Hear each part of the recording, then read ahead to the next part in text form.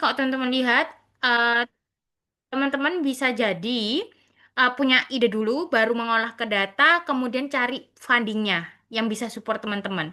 Tapi juga bisa jadi teman-teman punya data dulu, belum tahu ini kira-kira diapain ya, dibentuk riset kayak gimana ya, itu juga mungkin. Em, Sehingga bisa jadi data dulu yang punya, terus habis itu baru mikir ide dalam memparafrasekan tersebut, dan kemudian cari fundingnya. Bisa juga di case-case tertentu, itu fundingnya dulu yang ada. Baru berpikir kira-kira yang ambil data di mana ya? Kira-kira riset apa ya yang bisa dilaporkan sebagai penggunaan dana tersebut gitu. Jadi seperti itu.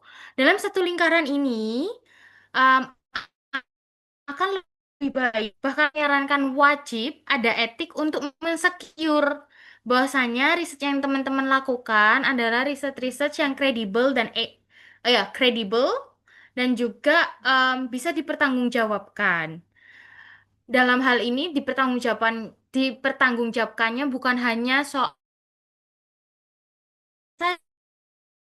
penelitian, baik itu manusia, hewan, ataupun data. Gitu. Nah, terus habis itu di bagian yang sebelah kanan atau kiri teman-teman ada AI. Di sini kenapa sih aku masukin AI-nya itu di sebelah di luar bubble tersebut karena again ya teman-teman, AI itu membantu, bukan part of pekerjaan teman-teman. AI itu membantu memboost semua ide tadi, semua riset yang teman-teman punya ide, data, dana, dan juga yang sudah disecure sama etik. Um, tapi di sini bukan sebuah bagian dari riset tersebut, gitu. Jadi teman-teman bisa dibedakan ya. AI di sini mensupport, bukan part of the research itself, gitu. Oke, aku jam ke etik penelitian. Karena dari tadi aku udah ngomong etik, etik, etik gitu ya. Tapi kalau secara definisi, sebenarnya, oke, em, etik ini udah ada undang-undangnya teman-teman. Di mana dalam undang-undang tersebut mensiratkan bahwasanya semua kegiatan riset harus dilakukan sesuai dengan kode etik bidang ilmu tersebut. Jadi di case ini teman-teman sebagai di bidang kesehatan. Nah, itu teman-teman perlu fokus di hal tersebut. Begitu. Terus, seyogyanya, oke, seyogyanya riset itu, sorry, etik ini ada sebelum riset tersebut dilakukan. Maksudnya seperti apa? Jadi teman-teman ketika punya ide, punya eh, dana tadi, harusnya teman-teman sudah punya etiknya terlebih dahulu sebelum melakukan riset tersebut. Begitu. Karena etik ini menjunjung tinggi nilai integritas, kejujuran, keadilan dalam melakukan riset. Again, itu mensecure teman-teman biar di kemudian hari kalau misalnya ada masalah dalam menjalankan riset, mempublikasi hasilnya, etik inilah yang nanti akan jadi tamengnya teman-teman. Gitu. Selanjutnya, ini secara garis besar tahapan-tahapan etik ya teman-teman. Aku ngambil dari punyanya Brin. Secara detail, ketika kita zoom, didapati kalau misalnya dalam pengajuan etik riset, itu perlu proposal riset yang seperti pada umumnya ya, proposal-proposal lain ada judulnya, latar belakang, metodologi, luaran-luaran, kemudian tentunya afiliasi, manajemen data, waktu pelaksanaannya, dan dokumen lain yang memang diperlukan. Nah, setelah teman-teman punya data tersebut atau proposal tersebut, ini nanti akan ada tahapan-tahapan tersebut. Tahapan-tahapan yang kayak teman-teman bisa lihat ya. Jadi kalau misalnya disetujui tanpa catatan, teman-teman langsung dapat surat keputusannya. Kalau misalnya disetujui sama catatan, berarti teman-teman perlu revisi. Kalau ditolak pun nanti ada pemberitahuan kenapa ditolak. Part mana yang perlu diperbaiki atau part mana yang memang dirasa akan melanggar etik di kemudian hari. Gitu. Hmm. Oke, itu sih yang etik dulu. Dari teman-teman ada yang ditanyakan, dibingungkan, atau selama ini gimana proses teman-teman apply etik? Silakan.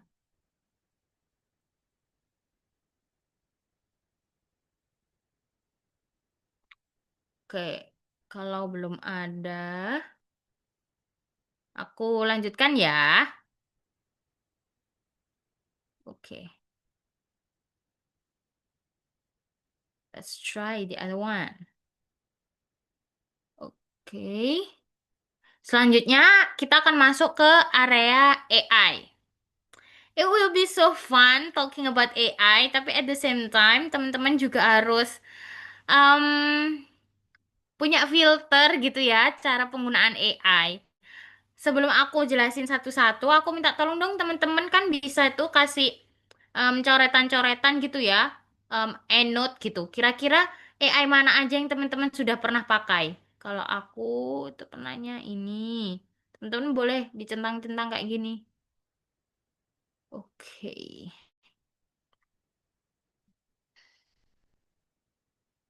aku pernah juga ini. Pernah.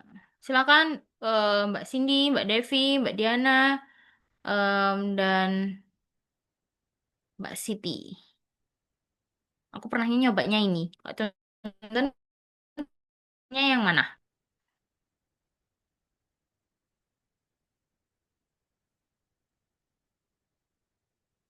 Oke, Mbak Devi pernah chat GPT.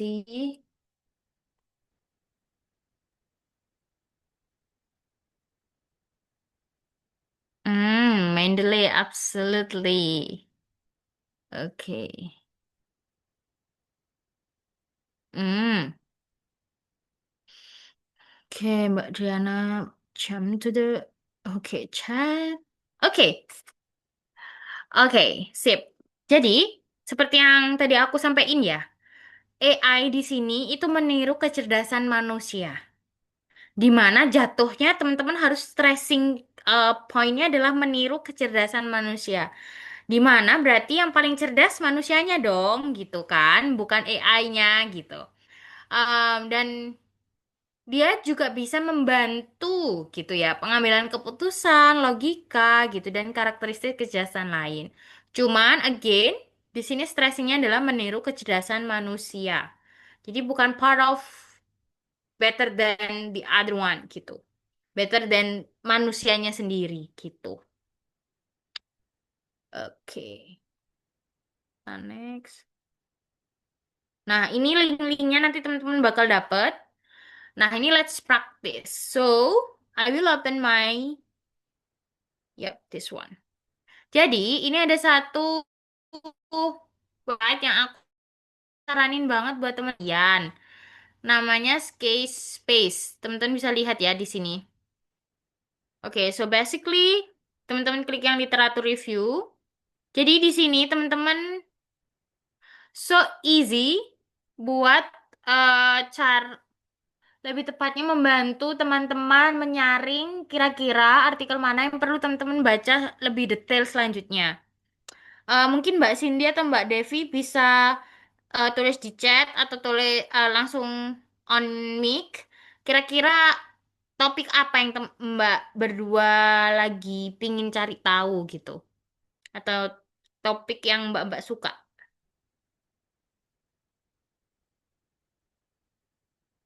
Boleh? Silakan boleh di chat, boleh open mic.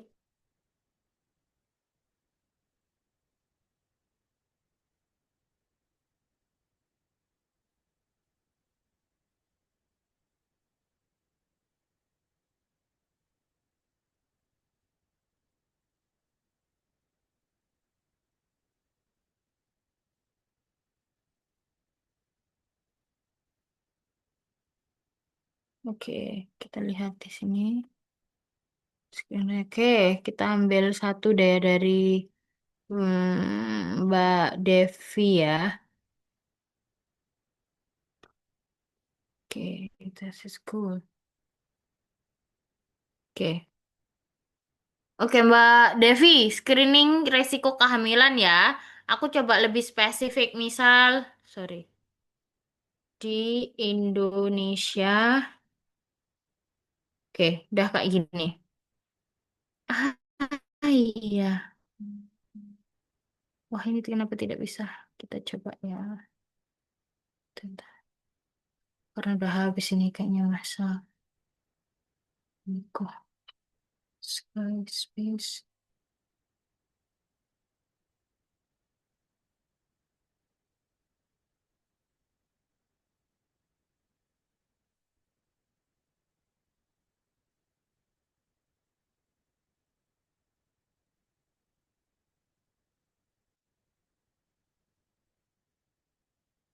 Hmm. Ih, kenapa nggak bisa sih dia? So sad.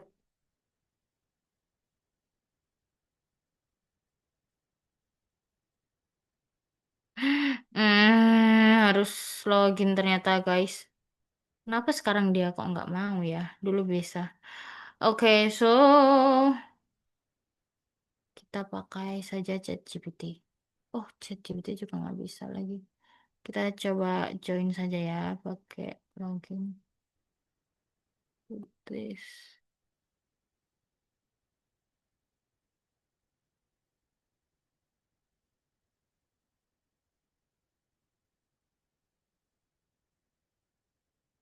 Oke. Kita review. Tunggu ya teman-teman. Oke, ya ini proses. Kelihatannya di bagian sini masih proses. Ah iya, just standar. Nah, harusnya ini bisa. Ya, alhamdulillah. Jadi, hah?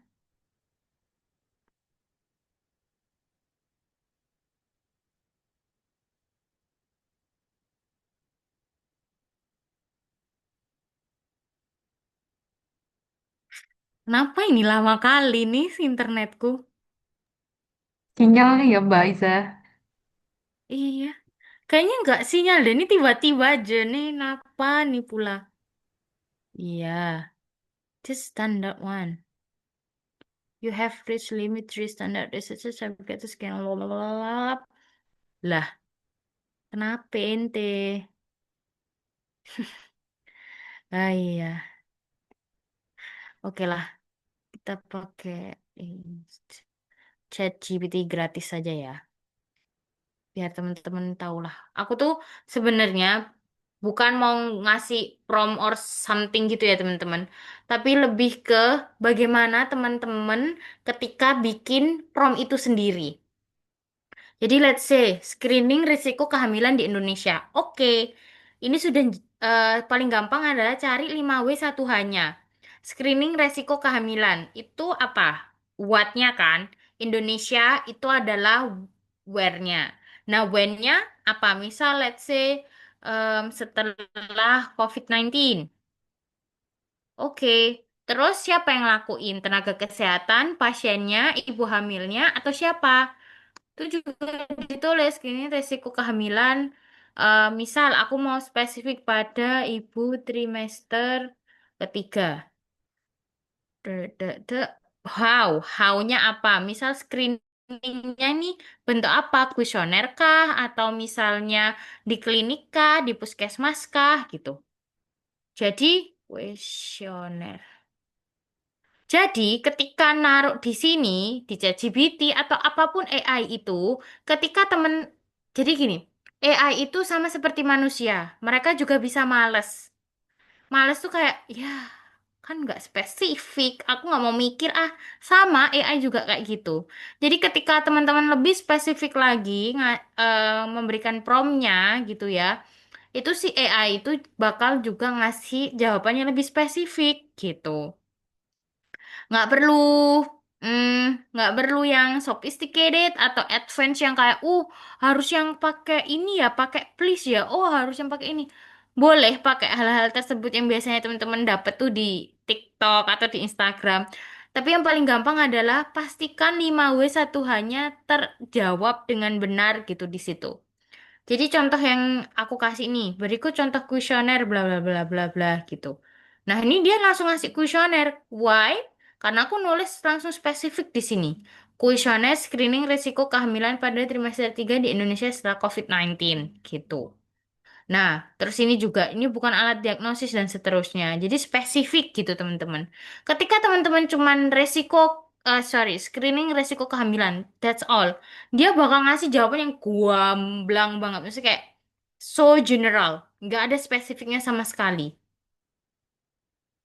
Jadi, ketika teman-teman memang perlu bantuan AI dalam mengerjakan sesuatu, at least pakailah 5W1H.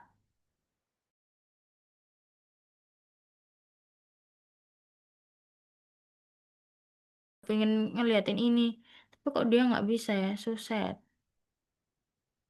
Kenapa sih kamu?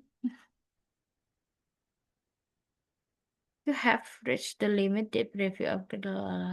I don't want deep review, I just want the standard one. Maaf ya guys, kalau aku suka ngomel-ngomel pada diriku sendiri kok ini. Emang anaknya begini nih.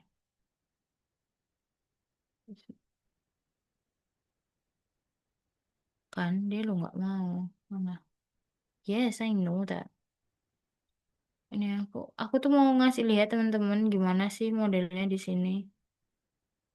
Ah iya. I just want to see that.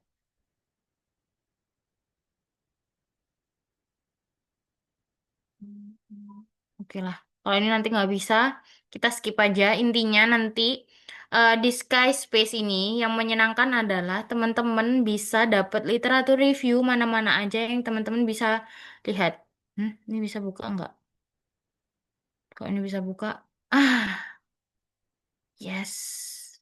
Iya, nah kayak gini. Jadi teman-teman, aku mau ngasih lihat yang bagian bawahnya ya. Aku nggak ada urusan sama yang atas. Cuman ini kan konteksnya apa nih? Chemical mechanism apalah itu. Aku nggak mau ngasih lihat itunya, tapi lebih fokus ke sini teman-teman. Jadi ketika teman-teman pakai Skyspace itu, teman-teman bisa melakukan literatur review lebih cepat. Di mana teman-teman akan dapat judulnya di sini, insight-nya di sini, terus teman-teman mau klik conclusion, result, dan sebagainya, itu juga lebih easy. Just click one of them. Nah, di sini bisa papernya ada, di sini kan tulisannya 20/421. Nggak perlu pakai aja yang biasa, general. Itu biasanya dapat 5 sampai 10 paper gitu. Itu udah lebih dari cukup. Nah, teman-teman akan lebih mudah. Oh, ini yang bahas chemical mechanism di case ini ya. Kalau nanti teman-teman spesifik ke kayak screening kehamilan dan seterusnya itu juga akan mengikuti gitu. Terus habis itu teman-teman juga kayak, aku tuh kepo deh metodenya apa. Nah, tinggal klik di sini langsung terbuka baru, kotak baru, method use, which is so useful gitu teman-teman. Jadi teman-teman langsung mengkoreksi dari sini. Oh, ini ternyata pakai, let's say ini ya, VSC. Oh, yang di bawah pakai ARP. Oh, yang ini pakai apa-apa gitu. Jadi lebih mudah. Ini salah satu AI yang menurutku pribadi em, membantu, tapi at the same time juga bikin kita lebih mau membaca. Kadang kan kita kalau baca paper udah tahu 10 halaman sendiri kayak I'm enough gitu kan. Biasanya. Nah, dengan pakai ini teman-teman bisa langsung spesifik gitu. Oh, ini insight-nya, oh ini metodenya. Oh, aku ternyata nggak cocok sama metode ini. Scroll lagi ke bawah. Oh, ternyata aku cocoknya sama yang ini karena metodku nanti bakal ini dan seterusnya. Gitu. Oke? Just that for AI. Kalau misalnya teman-teman mau ada yang ditanyakan, silahkan.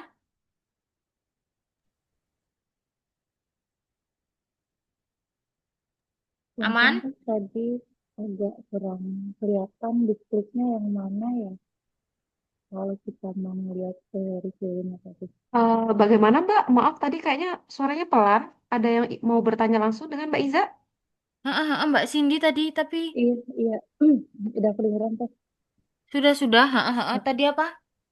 Mau nanya, tadi kan kita udah dapat jurnalnya. Terus tadi kan ada bagian yang diklik untuk kita lihat di insight-nya. Nah, itu bagian yang mana ya tadi? Kurang kelihatan. Oh, ini di bagian sebelah kanannya, Mbak. Jadi di sini, nah, kanan yang atas ini, paper-papernya ini. Nah, ini kan paper. Nah, ini ada conclusion. Kelihatan nggak ya? Kelihatan kan? Yang sebelah kanannya. Ah, Kelihatan. sip. Conclusion, summarize abstract, result. Nah, ini teman-teman klik aja. Ini kita tutup ya. Aku misalnya tutup metodenya, tutup insight-nya. Nah, kesisa judulnya doang.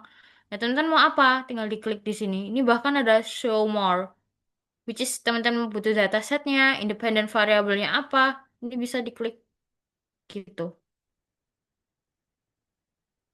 Aman, Mbak Cindy? Teman teh, makasih. Oke, sip. Ada lagi?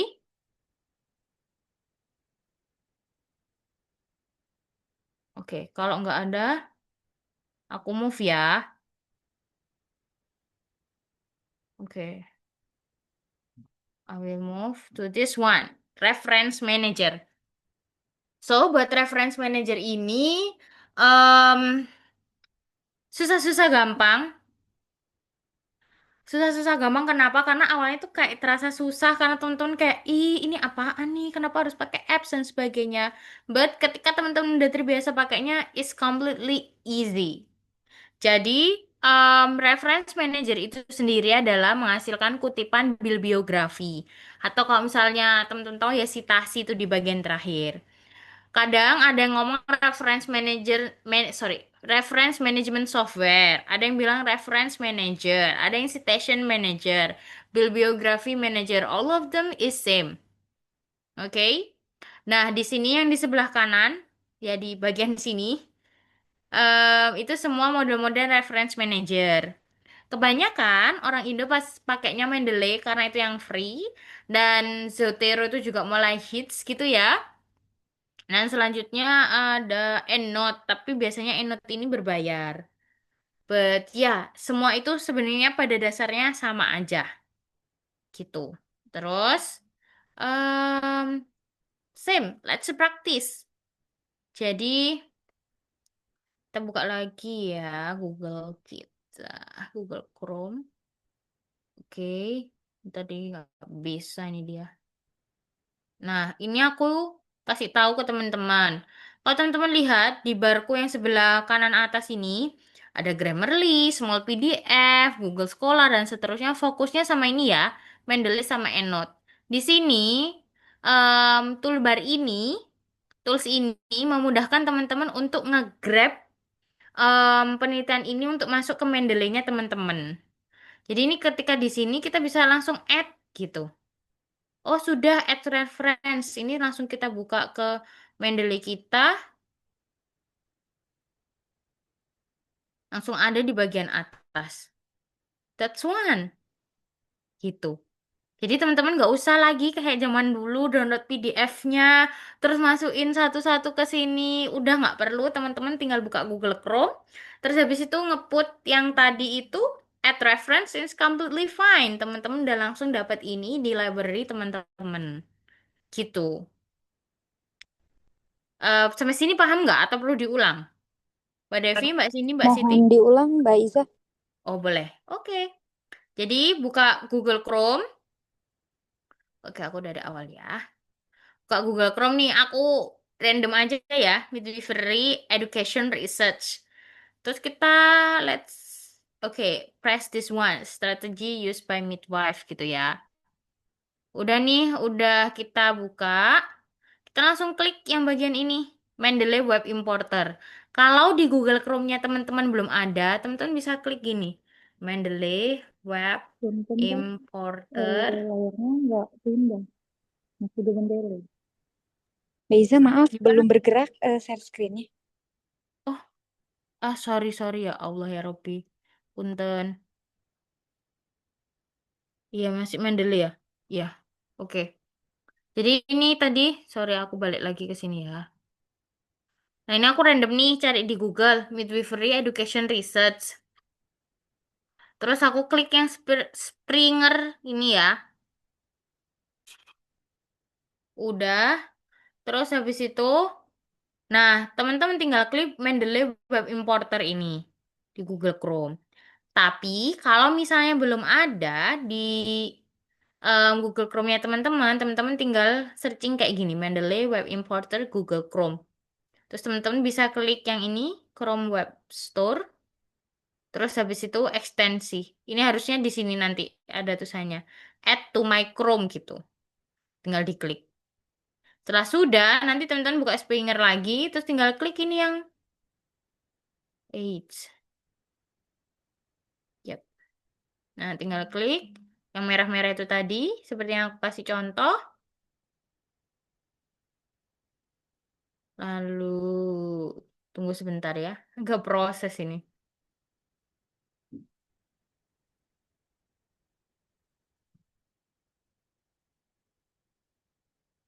Nah, terus sudah muncul, tinggal add.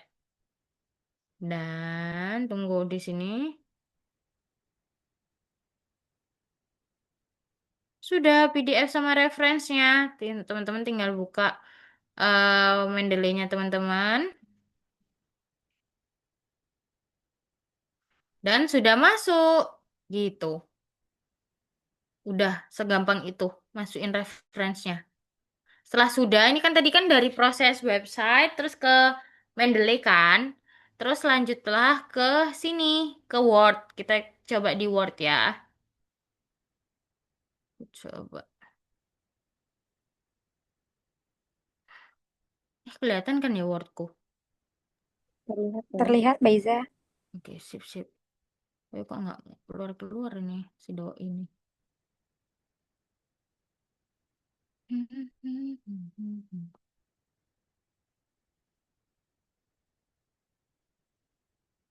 Oke. Oh, harus cas lihat laptopnya.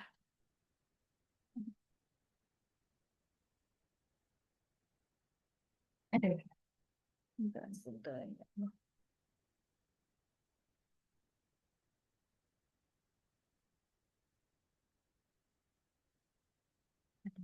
Kita buka.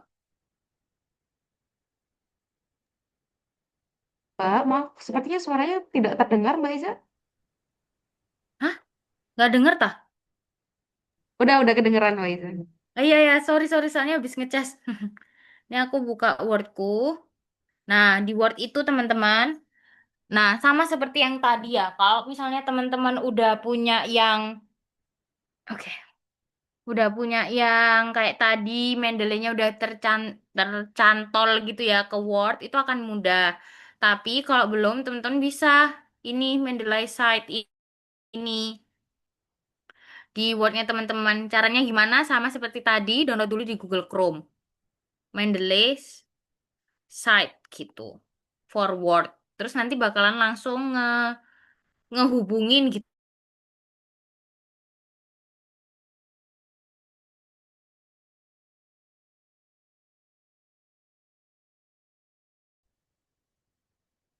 Ini ya, terus dapat citasi. Ini di insert citation. Ini bentuknya aku masih yang Vancouver. Ini juga mau diganti nih. Apa misalnya ya? Tarat, dia langsung ganti. Gitu. Oke, itu enaknya pakai reference manager. Kalau temen-temen ada lagi nih, terus habis itu, let's say, apa? Iya, aku ngasal aja ya. Udah nih. Terus, ternyata nggak pakai apa. Pakainya Harvard. Oke, teman-teman tinggal klik ini, update citation, dance. Jadi semuanya dibantu sama reference manager. Tapi ternyata Vancouver gitu. Tinggal klik aja nih Vancouver, and that's all. Begitu juga nanti sorry, di bagian sininya teman-teman, bibliografinya. Oke, di sini. Bibliografi itu kan yang referensi ini kan, biasanya ditulis di sini gini. References.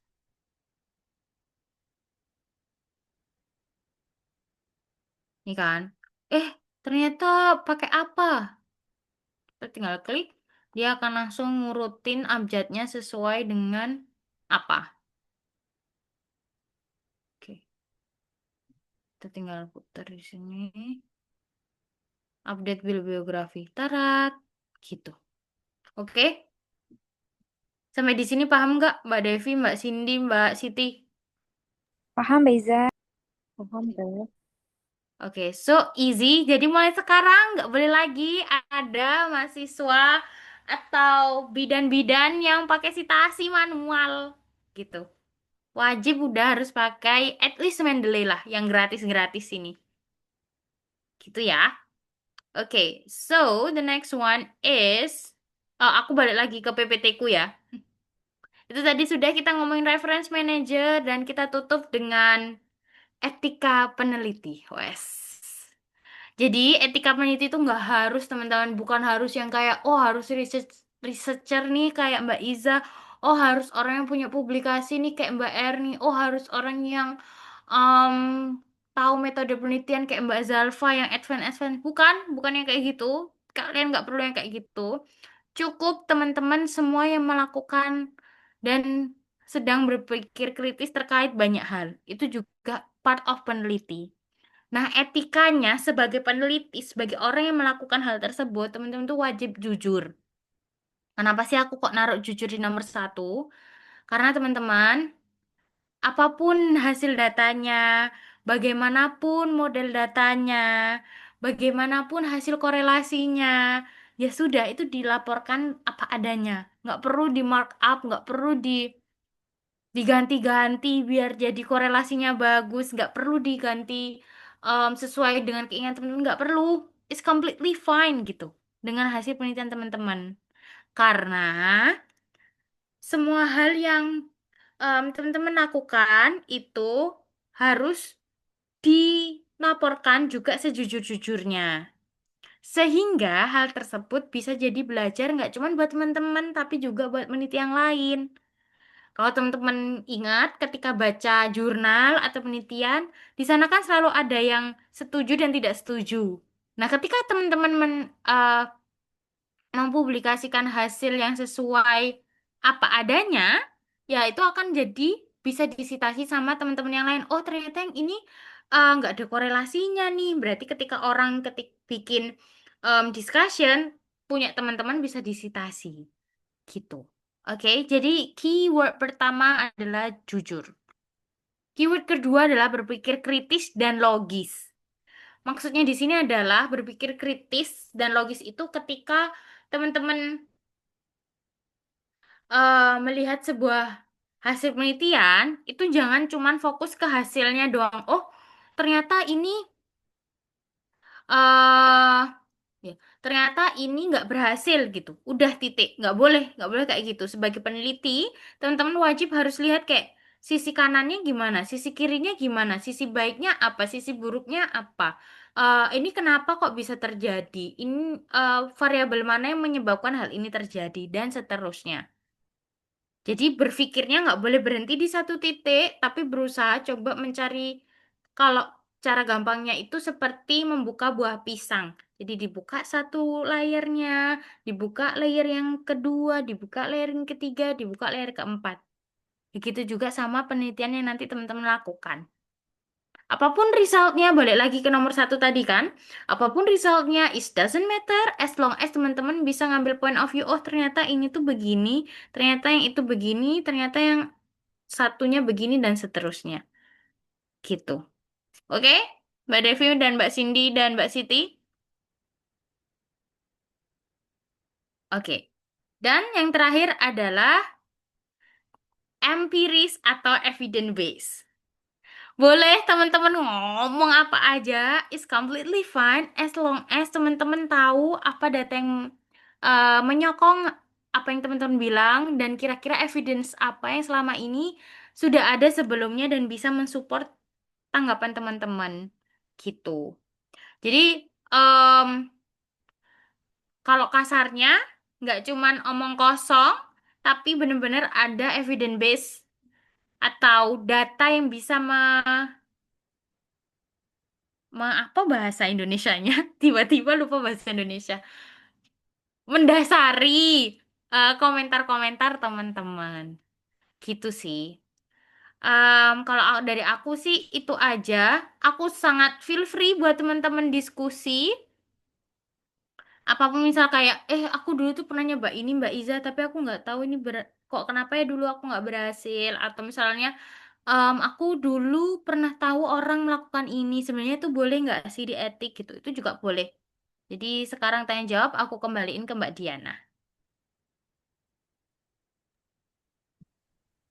Oke, baik. Terima kasih Mbak Iza atas pemaparan materinya tadi.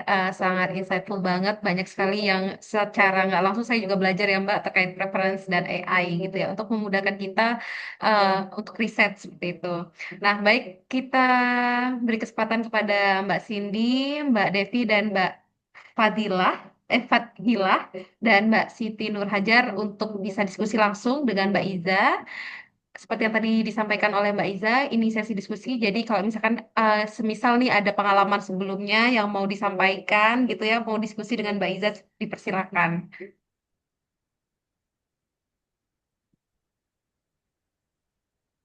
Eh, oke, silahkan teman-teman. Silakan Mbak Cindy, Mbak Devi. Oh iya, baik. Mbak Iza mungkin izin apa namanya bertanya. Waktu ketika aku D3 dulu tuh referensi itu pakai EndNote.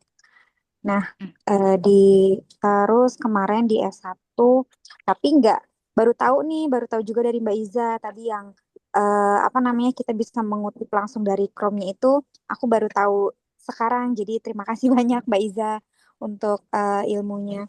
Nah, kalau misalkan untuk sekarang ini kalau untuk EndNote itu eh, bagaimana ya Mbak Iza? Kenapa gitu sudah tidak digunakan lagi dan menyarankan di Mendeley begitu?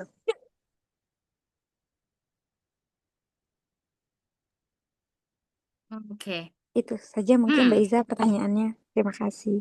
Susah ini pertanyaan. Enggak, ding. Ehem, jadi, kenapa Enot nggak dipakai lagi? Karena Enot itu berbayar, cinta. Berbayarnya mahal pula. If I'm not mistaken, itu tuh satu.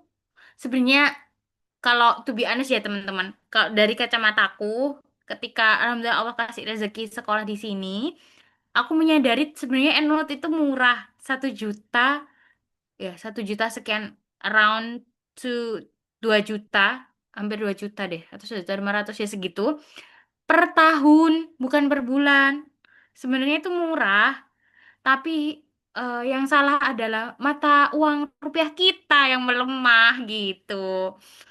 Em, dan Enot itu juga di beberapa kampus kita itu nggak lagi bekerja sama lagi karena dulu, if I'm not mistaken, itu Eno tuh sempat kerjasama sama Elsevier or something, dan ternyata sekarang malah Mendeley yang bekerja sama Elsevier. Is good gitu. Jadi semakin mudah teman-teman, kayak yang tadi aku kasih contoh di Google Chrome, teman-teman tinggal klik itu aja, itu langsung ngehubung sama Mendeley kayak gitu. Dan selain Enot itu berbayar, Enot itu juga basisnya adalah dari komputer. Jadi ketika teman-teman ganti komputer itu teman-teman harus memindahkan data-data Enot teman-teman ke komputer baru. Sedangkan Mendeley tadi sifatnya kan online ya, jadi ada kayak semacam cloud-nya di akunnya teman-teman. Jadi ketika ganti komputer atau misalnya yang sering aku lakukan adalah kadang aku nggak bawa komputerku, sorry, aku nggak bawa laptopku, aku pakai komputer kampus. Nah itu kayak Mendeley itu lebih gampang. Begitu. Iya, terima kasih Mbak Iza. Betul. Sepertinya memang jauh lebih mudah menggunakan Mendeley ya daripada EndNote. Mm-mm. Betul Mbak Devi. Oke, dari Mbak Devi tadi udah terjawab. Kalau dari Mbak-mbak lain ada, boleh juga. Oke. Mungkin dari Mbak-mbak lain, Mbak Cindy, Mbak Fadilah, Mbak Siti Nurhajar, mungkin ada yang mau didiskusikan langsung sama Mbak Iza. Berarti permasalahannya karena ininya ya Mbak ya, berbayarnya ya. Jadi sebenarnya kalau misalkan kita bisa berbayar gitu ya, sebenarnya menggunakan AdNote juga nggak apa-apa gitu ya Mbak Iza. Mm-mm. Oke. Nah, mungkin sambil menunggu teman-teman si Mbak Iza ini buat tematik aja pertanyaannya. Nah, ini kan tadi kan Mbak Iza menjelaskan terkait beberapa solusi terkait aplikasi-aplikasi AI yang bisa kita gunakan untuk preference manager. Nah, kira-kira nih Mbak Iza, kalau misalkan nih kita menggunakan AI itu, apakah itu aman ya untuk kita, misalkan nih ternyata kedetek di publikasinya, oh ini plagiasi dan sebagainya, atau misalkan kan sekarang tuh ada tuh Mbak filter menggunakan AI gitu. Nah, kira-kira kalau kayak gitu tuh gimana Mbak Iza? Aduh. Oke. Jadi gini teman-teman, terkait AI dalam pengguna, sorry, dalam reference manager dulu ya. Nggak usah yang lain-lain dulu.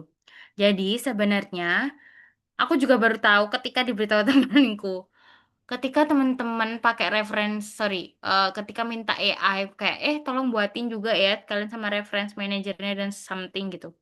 Kalau teman-teman ngeh, ketika nanti teman-teman klik di salah satu itu, dia itu ada lanjutannya slash open AI, which is um, gini, kasih contoh yang tadi ya, yang Word aku. Jadi ini kan literally aku pakai cara apa bahasanya, cara jadul gitu ya, yang tadi ya, em, Google Chrome, terus aku masukin Mendeley dan seterusnya. Di sini HTTPS, DOI dan seterusnya. Nah, kalau teman-teman pakai ChatGPT, itu biasanya di sini ada slash lagi, Open AI.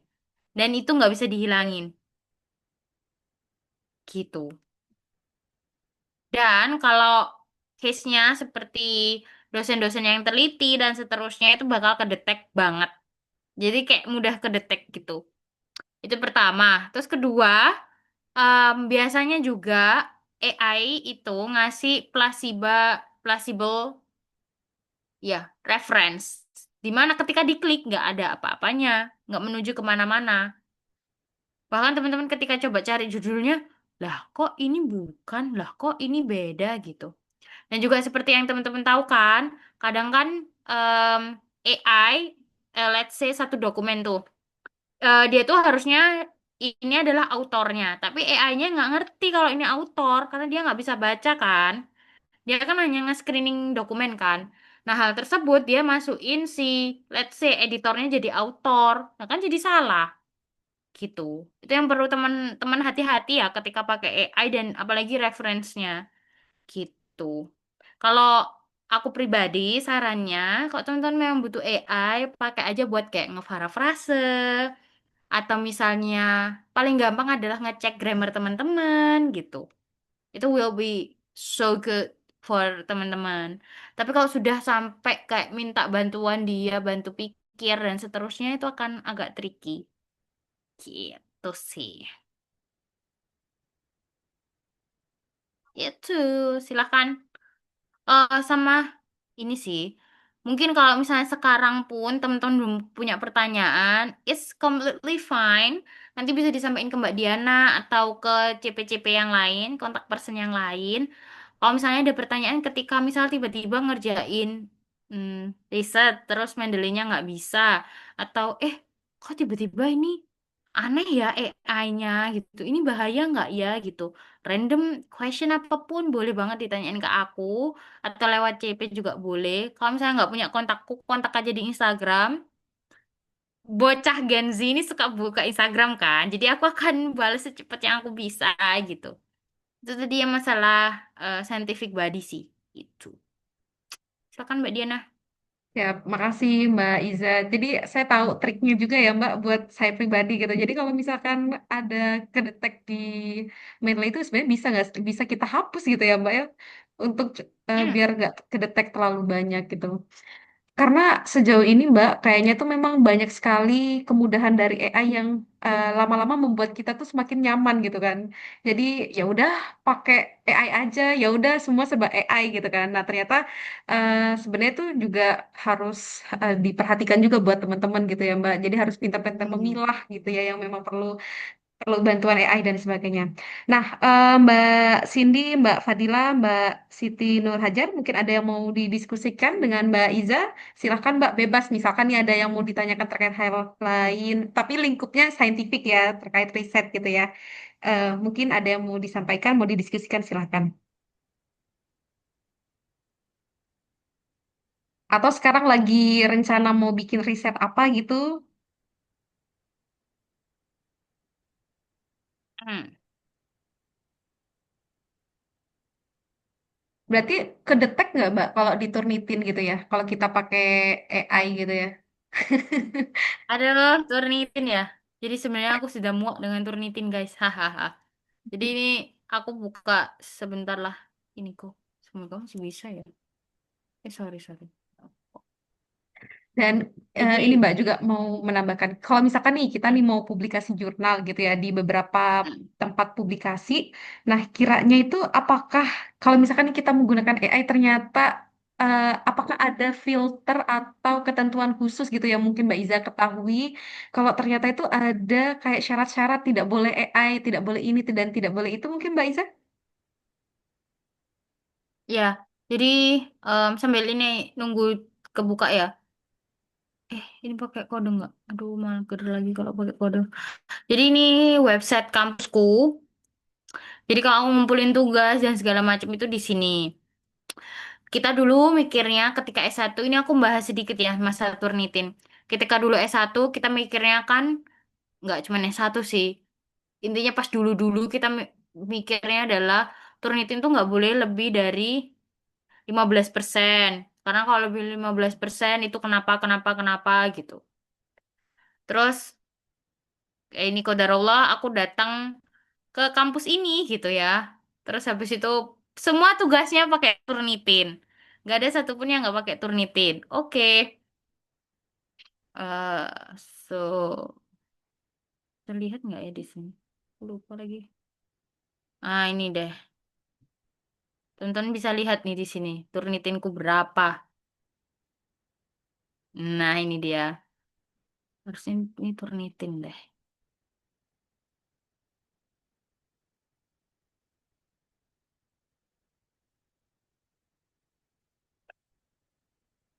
Aduh, agak lemot. Maaf ya. Agak lemot karena laptopnya lama tidak dipakai ini. Karena ini lagi liburan teman-teman. Aku di sini sudah selesai kuliahnya jadi kayak dia Masya Allah, langsung kayak kayaknya ini dia langsung kebanyakan kayak digunakan deh Mbak Iza. Kak, Ini lihat nggak di pernah sini. berhenti. Iya kemarin-kemarin nggak berhenti kan, terus nih sekarang kayak dia berhenti langsung kayak, kamu kok ngajak aku berpikir lagi gitu. Jadi di sini kelihatan nggak ya? Kayaknya harus di share screen deh, karena nggak kelihatan nanti. Nah, ini teman-teman kelihatan apa? Turnitin bukan? Iya teh. Kelihatan Mbak, Oke, sip. Jadi baru di sini, masih proses. mm-mm. Jadi di sini aku dapat, dah, ini 40%. Kalau aku di Indonesia, aku sudah disembelih sama orang kan. Kayak, hebat banget gitu. Nah, ketika aku sampai di sini teman-teman, aku menyadari bahwasannya Turnitin di sini adalah alat pengecek kesamaan. Alat pengecek betul juga sorry, nggak plagiarism. Kesama, literally kesamaan atau similarity. Punya teman-teman dengan orang lain. But yang decide itu plagiarism or not itu dosen teman-teman. Contoh, nih yang 31 ini apa? Kita klik. Jret. Duh, ini 31. Ini adalah detail calculationku. Jadi ini aku sepil sedikit ya matkulku. Jadi ada kayak hitung-hitung kayak matematika. Gitu. Dan ini literally sama 31% sama yang lain. Ya jelas sama, namanya matematika ya teman-teman. Kayak satu tambah satu ya pasti dua dong. Begitu juga di sini. Dan ini sampai habis ini, sorry, sampai ke bawah, ke bawah, ke bawah, ke bawah. Ini full hitungan doang di mana hal tersebut ya memang sama. Satu Indonesia, satu tambah satu ya satu gitu. Sorry, satu tambah satu ya dua gitu kan. Dan seterusnya. Begitu juga dengan exposure-exposure yang aku punya di sini matematikanya. Begitu.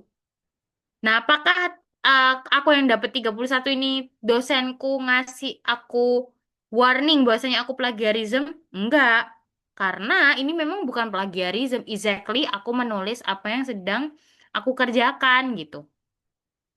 Lalu lanjut, ini 1% apa? Nah, ini semua referensku ternyata sama kayak penelitian yang, sorry, sama kayak reference orang-orang lain gitu. Ya, it makes sense karena referensinya ya pasti sama kan gitu. Sehingga apakah similarity ini dianggap em, plagiarism sama dosenku? Enggak. Jadi semuanya ini aku even though 40% aku tetap dapat nilai bagus gitu dan nggak dapet warning buat plagiarism. Gitu. Jadi itu sepertinya yang akan sedikit berbeda ya antara Indonesia sama di luar. Jadi aku balik lagi jawab pertanyaan yang tadi, apakah kalau Turnitin persentasenya tinggi itu menunjukin bahwasanya itu nilainya buruk? Enggak, harusnya enggak karena plagiarism yang di set itu adalah manusia. Again, Turnitin is a part of AI, jadi dia akan membantu ini yang similar dan enggak. Itu pertama. Terus kedua, terkait Turnitin yang ada AI-nya itu juga dia, again, itu membantu untuk mengecek tapi juga nggak decide bahwasanya dia pakai AI apa enggak. Karena aku juga pernah dapat AI literally 90%. Kayak, eh, tolong ini otak saya yang ngerjain. Gitu. Terus seiring berjalannya waktu aku jadi sadar ketika kita pakai kata-kata yang advance kayak contohnya apa ya? Ini deh. Kayak biasanya kita kan cuma ngomong improving maternal health gitu. Nah, aku ganti tuh dengan enhance maternal health. Gitu aja tuh udah dianggap AI. Karena kan kadang AI tuh pakai bahasa yang advance-advance gitu kan, guys. Kayak yang yang bagus-bagus gitu. Padahal kan memang kadang kita pribadi nanti ketika teman-teman belajar bahasa Inggris, ketika teman-teman lebih memahami terkait riset dan seterusnya, teman-teman akan tahu, oh kayaknya bahasa yang pas itu yang ini deh, bukan yang ini gitu. Sama seperti di bahasa Indonesia, kadang kan kita pakainya adalah apa? Misal tensi gitu kan. Tensi itu kan mengukur tekanan darah. Kita nggak mungkin kan ngomongnya ngukur jumlah darah gitu. Atau nggak mungkin juga bahasa yang dipakai adalah menimbang darah gitu. Enggak kan gitu. Nah, kan kita kan yang decide, oh kayaknya ini adalah mengukur tekanan darah. Nah, begitu juga nanti ketika teman-teman apply di bahasa Inggris dan riset gitu. Nah, tapi si AI detector ini selalu menganggap ketika orang-orang, pakai bahasanya yang advance itu adalah part of AI. Tapi at the end enggak. Gitu. Karena yang ngedesain harusnya dosen teman-teman atau expert teman-teman. Begitu juga dengan jurnal kayak yang tadi Mbak Diana sempat tanya. Apakah ada jurnal yang spesifik nggak boleh nerima AI? So far yang aku tahu nggak ada. Cuman mereka memang selalu minta di acknowledge. Kalau memang pakai AI. Acknowledge itu adalah disebutkan gitu. Kira-kira pakai AI apa, bantunya si AI itu bantunya seperti apa, dan seterusnya. Begitu, Mbak Diana. Siap-siap. Terima kasih, Mbak Iza. Jadi, kayaknya memang sedikit berbeda ya Mbak, Indonesia sama di Australia gitu ya.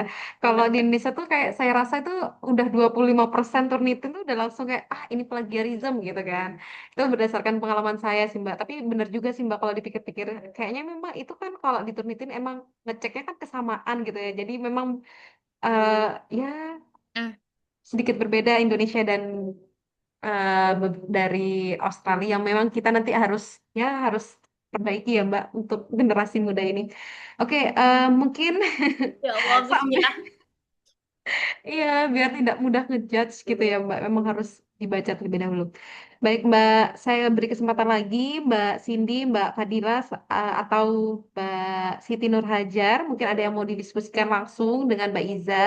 Mumpung ada kesempatan nih bisa bicara langsung sama Mbak Iza gitu ya. Dipersilakan Mbak.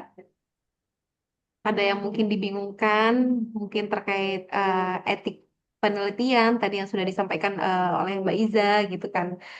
Atau mungkin saat ini Mbak sedang proses untuk ada yang pengajuan skripsi atau misalkan kalau S2 itu apa ya Mbak? Aku lupa. Tiba-tiba oleh Apa? eh, Master? Apa?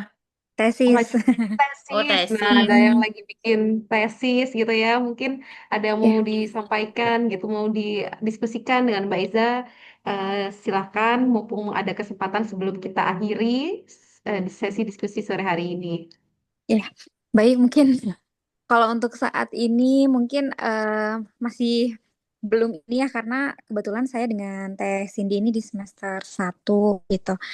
Jadi belum apa namanya, belum ada pengajuan untuk proposal tesis, tapi masih eh, seperti literatur review begitu-begitu. Mungkin nanti kalau misalkan seiring berjalannya waktu akan ada di masanya itu. Mungkin jika memang ada yang ingin kami tanyakan dengan Mbak Iza, nanti mohon berkenan jika kami ingin bertanya ya Mbak Iza untuk sharingnya. Begitu. Boleh, boleh. Baik. Terima kasih Mbak Iza, Mbak Diana. Sama-sama. Sama-sama, terima kasih juga Mbak Devi. Eh, kita doakan semoga lancar juga ya nanti untuk proses kuliah dan sampai tesisnya. Dan tadi seperti yang disampaikan Mbak Iza open banget. Kalau mau DM Mbak Iza silahkan ya. Jangan lupa follow Instagram Mbak Iza ya. Alifina Iza nanti saya coba cari, saya kirim di grup grup WhatsApp gitu ya. Nanti biar kalau misalkan Boleh. ada yang mau didiskusikan dengan beliau bisa kontak beliau secara langsung gitu. Baik, sudah follow ya Mbak Iza. Ya, Ternyata terima teman-teman sekelas juga saya sudah follow Mbak Iza ternyata. kasih. Allah. Iya, Chat aja. Iya. Is completely free buat chat ya teman-teman. Maksudnya kayak siap. nggak usah sungkan kayak apa gitu. Bebas nanti. Nanti kalau misalnya memang perlu kayaknya di WA. Setahu kan WA itu nggak bisa ngirim. Sorry. Instagram itu nggak bisa ngirim dokumen kan. Terus pindah ke WA juga nggak apa-apa. It's completely fine. Feel free. Oke, baik. Terima kasih Mbak Iza. Semoga ini ya Mbak diperkenankan ya nanti buat teman-teman buat tektokan lebih lanjut dengan Mbak Iza gitu. Oke, untuk Mbak Cindy, Mbak Fadila, Mbak Siti Nurhajar, dan Mbak Devi, mungkin ada yang mau di terakhir sebelum saya closing nih ya, karena mungkin sudah tidak ada yang mau didiskusikan. Adakah yang mau disampaikan lagi dengan Mbak Iza? Kalau nggak ada boleh deh dikasih reaction biar tahu. Oke Iya, nggak ada biar gitu. kalau Oke. misalkan ada yang masih mengganjal nih, kita masih ada Hmm. kesempatan gitu. Oke, Oke, cukup. info-info. Mbak Cindy, Mbak Siti Nurhajar, Oke, aman berarti Mbak Diana? aman ya. Oke, baiklah. Semoga apa yang tadi sudah disampaikan oleh Mbak Iza bisa menambah hasanah ilmu baru buat Mbak-mbak semuanya, buat saya pribadi juga. Dan yang didiskusikan tadi oleh Mbak Iza juga bermanfaat untuk saya pribadi juga, seperti itu. Nah, baik, sebelum menutup sesi pemaparan materi dan sesi diskusi, saya beri kesempatan kepada Mbak Iza untuk memberikan sedikit patah dua kata supaya kita buat bisa semangat juga ya seperti Mbak Iza gitu ya dan bisa mengikut jejak Mbak Iza sebagai President of apa sih Astagfirullah, kalau nggak salah itu nggak aku kayak nggak penting. wow banget bisa Masya Allah gitu ya silakan Mbak Iza. Ya Robi, apa ya? Ini sih teman-teman nggak usah takut untuk memulai segala bentuk riset itu nggak ada yang salah karena balik lagi ke yang tadi ya prinsip-prinsip sebagai peneliti jujur terus habis itu empiris dan berpikir kritis gitu. Jadi whatever you start is gonna be part of your journey. Jadi lakuin aja, nggak usah takut gitu. Kadang kan soalnya orang-orang pada mikir kayak, ih riset tuh harus kayak gini. Enggak, apapun tuh bisa jadi part of research gitu. Siap.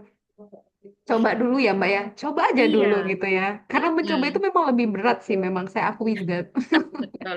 Seperti itu. Baik, terima kasih banyak Mbak Iza atas semangatnya dan motivasinya buat teman-teman pada sore hari ini. Eh, dan mungkin itu adalah sesi akhir untuk diskusi dan pemaparan materi di sore hari ini. Saya mewakili Ruang Bidan Indonesia. Mohon maaf apabila ada salah kata ataupun atau dirasa yang kurang berkenan untuk teman-teman semua.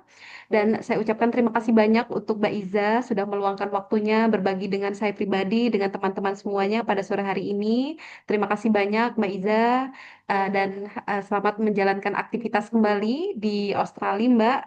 Jalan-jalan gitu ya mungkin ya Mbak Iza. Dan selamat melanjutkan aktivitas juga untuk Mbak Devi, Mbak Cindy, Mbak Fadila, Mbak Siti Nurhajar. Dan saya ingatkan kembali besok kita akan ada sesi Zoom meeting lagi dengan Mbak Vita di jam 16.00 waktu Indonesia Barat. Jangan lupa ya Mbak, nanti kami akan bantu reminder di grup seperti itu. Terima kasih. Akhir kata, wassalamualaikum warahmatullahi wabarakatuh. Waalaikumsalam Waalaikumsalam warahmatullahi warahmatullahi wabarakatuh. wabarakatuh.